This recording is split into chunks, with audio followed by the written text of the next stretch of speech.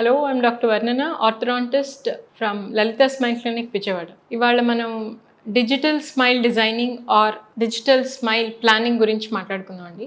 దీంట్లో భాగంగా ఏంటంటే మనం ఫస్ట్ ఒక స్కాన్ తీసుకుంటాం, ఇంట్రాఓరల్ స్కాన్ అంటాము. సో పళ్ళనన్నిటినీ ఫోటోగ్రాఫిక్గా క్యాప్చర్ చేసి దాన్ని మనం 3D డిజైన్గా మారుస్తాం అనమాట. సో దీన్ని మనం 3D సిమ్యులేషన్ అంటాం. సో దీంట్లో పళ్ళలో ఎంత మార్పు రావాలి, చిగుళ్ళలో ఎంత మార్పు రావాలి, ఎంత వెనక్కి వెళ్తే బాగుంటుంది, లేకపోతే ముందుకి వెనక్కి ఉన్న పళ్ళలో ఎంత మార్పులు వస్తాయి అనేది మనం డిజిటల్గా 3D స్క్రీన్ మీద చూపించవచ్చు అనమాట.